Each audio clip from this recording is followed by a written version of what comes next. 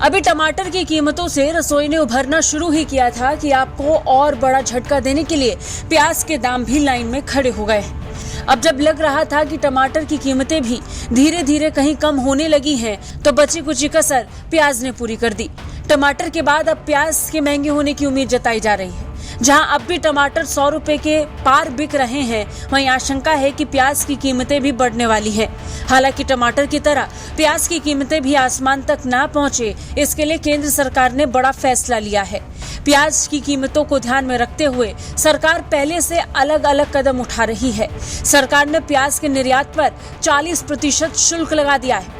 एक अधिसूचना में कहा गया कि सरकार 31 दिसंबर तक प्याज निर्यात पर 40% शुल्क लगाएगी। यानी प्याज को विदेश में बेचने पर विक्रेता को 40% शुल्क सरकार को देना होगा।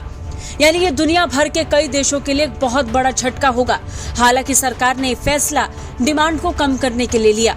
दरअसल पिछले हफ्ते ही सरकार ने अक्टूबर में नई फसल के आने तक कीमतों को नियंत्रण में रखने के उद्देश्य से अलग अलग क्षेत्रों में अपने बफर स्टॉक से प्याज बाजार में उतारने की घोषणा की थी।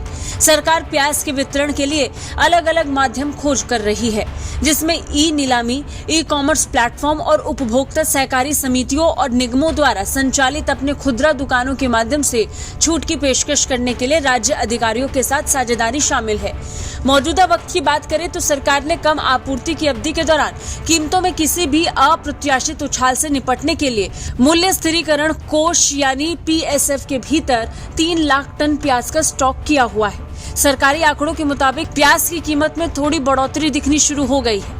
10 अगस्त तक प्याज की अखिल भारतीय खुदरा कीमत 27 रुपए 90 पैसे प्रति किलोग्राम थी, जो पिछले साल की समान अवधि की तुलना में 2 रुपए प्रति किलोग्राम से ज्यादा की वृद्धि दर्शाती है। बता दें, निर्यात शुल्क ये सुनिश्चित करने में मदद कर सकता है कि सामान का एक निश्चित हिस्सा घरेलू बाजार में उपलब्ध रहे। ज्यादा निर्यात को हतोत्साहित करके सरकार देश में वस्तु की कीमत को रोक सकती है और ये सुनिश्चित कर सकते हैं कि स्थानीय उपभोक्ताओं के लिए आवश्यक वस्तुओं की पर्याप्त आपूर्ति हो सके।